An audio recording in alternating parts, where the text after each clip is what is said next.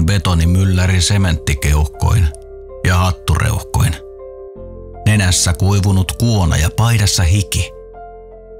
Olin ammattimies.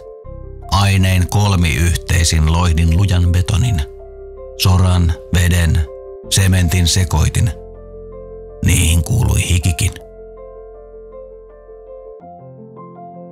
Alkujaan vimpeliläiselle Väinö Ahopellolle tulivat pohjoisen maisemat tutuiksi sotien aikana, kun hän oli Lapissa pioneerina raivaamassa miinoja. Heti sotien jälkeen Väinö muutti Sodankylään ja perusti veljensä kanssa suutarin verstaan. Sodankylästä Väinö onnistui löytämään rinnalleen Tyynen, joka oli lähtenyt Kinnulasta pohjoiseen, niin ikään töihin. Väinö ja Tyyne menivät naimisiin vuonna 1948 ja heille syntyi 4 lasta. Teollisesti valmistettavien kenkien yleistyttyä Väinö siirtyi tienrakennustehtäviin. Niiden parissa syntyi ajatus oman sementtivalimon perustamisesta. Lappia jälleen rakennettiin ja sitä varten tarvittiin erilaisia betonituotteita. Väinö perusti oman yrityksen vuonna 1955 toiminimellä Sementtivalimo V. Ahopelto. Tuotantoon kuuluivat esimerkiksi kaivonrenkaat, rumpuputket, kattotiilet ja betoniharkot. Työt tehtiin tuolloin pääosin käsin.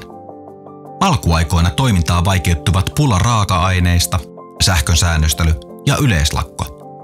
Ensimmäiset vuodet vaativat rohkeutta ja uskoa tulevaisuuteen sekä kovaa työtä. Väinön ja Tyynen lapsista vanhin Pentti valmistui betonilaborantiksi ja vuonna 1977 rakennettiin valmis betoniasema.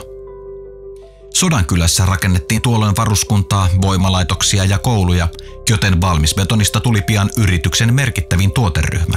Firma muuttui vuonna 1978 kommandiittiyhtiöksi ja nimeksi vaihdettiin Sodankylän sementtivalimo Ahopelto Ky. Pentti sekä toiseksi vanhin poika Seppo tulivat samalla mukaan yritykseen yhtiömiehiksi.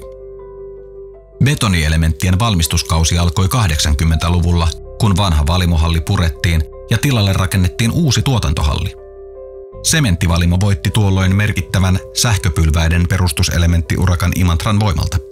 Kitisen voimalaitosten rakentaminen oli tuolloin kiivaimmillaan ja samaan aikaan rakennettiin useita siltoja. Vuonna 1987 myös nuorimmat lapset Raimo ja Leena tulivat yritykseen mukaan yhtiömiehiksi. Samana vuonna valmistui uusi automatisoitu ATK-ohjattu betoniasema ja yrityksessä otettiin tietotekniikka käyttöön. 90-luvun alussa uutta elementtihallia laajennettiin ensimmäisen kerran. Ensimmäiset kääntötasomuotit investoitiin ja kaiken tyyppisten julkisivuelementtien valmistaminen tuli mahdolliseksi. Tuolloin tehtiin ensimmäiset kerrostaloelementit.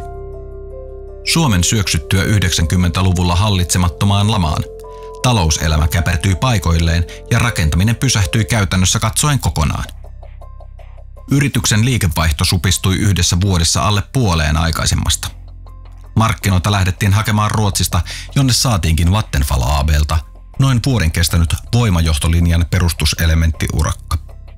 Tämän työn ansiosta selvittiin pahimman laman yli ja yritykseen vuosien saatossa jätetyt voittovarat mahdollistivat toiminnan jatkumisen erittäin tiukkoina vuosina.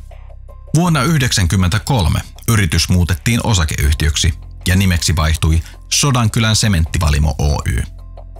Pääosakkaiksi tulivat Väinön lapset Pentti, Seppo, Raimo ja Leena.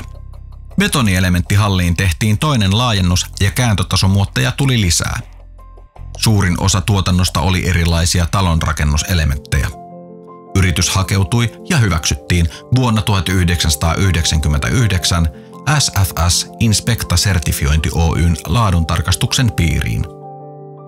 2000-luvulla aloitettiin vientiponnistelut Pohjoiskalotille.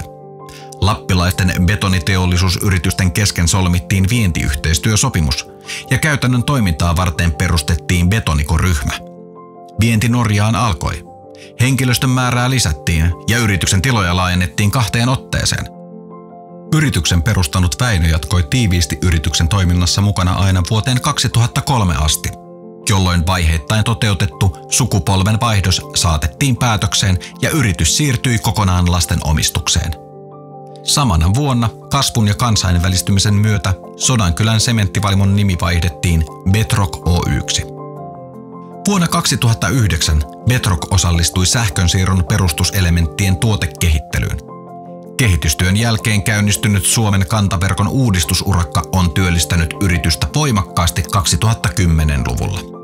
Lapin kehittynyt matkailurakentaminen sekä Pohjois-Suomen asuntorakentaminen ovat olleet niin ikään yrityksen liiketoiminnan tukipilareita viime vuosina. Kasvaneen asiakaskunnan myötä Bedrock on tehnyt 2010-luvulla isoja investointeja. Heti vuosikymmenen alussa rakennettiin katettu maalämmöllä toimiva kiviainevarasto, joka säilyttää kiviaineen sulana ja sen kosteuden tasalaatuisena talvellakin. Yritys on lisännyt tuotevalikoimaansa graafisen betonin ja tullut samalla maailman pohjoisimmaksi graafisen betonin valmistajaksi. Vuonna 2013 valmistui Elementtihallin laajennusosa, jonka myötä seinäelementtituotannon kapasiteettia on voitu kasvattaa. 2014 puolestaan tehtiin mittava betoniaseman laitteistojen ja ohjelmistojen uudistustyö.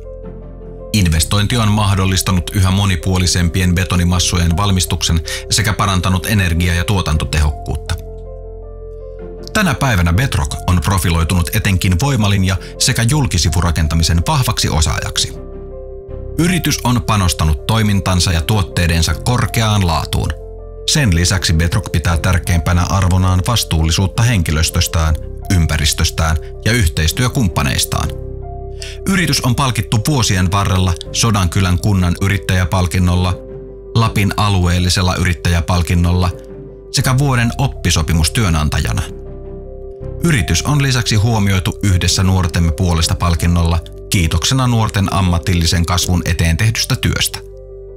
Nuoret näkyvät myös Bedrockin päivittäisessä toiminnassa, kun Väinön ja Tyynen perintöä on ryhtynyt jatkamaan nyt kolmaskin sukupolvi. Vanhempien ja kokemusten opettamana Bedrock jatkaa eteenpäin 6 vuosikymmenen jälkeen jalat tukevasti maassa. Tulevaisuutta rakennetaan yhdessä hyvien yhteistyökumppaneiden, pitkäaikaisten asiakkaiden sekä osaavan ja ammattitaitoisen henkilökunnan kanssa. Mikä säilyy ajasta haihtuvasta tuleviin sukupolviin, se on arvokasta.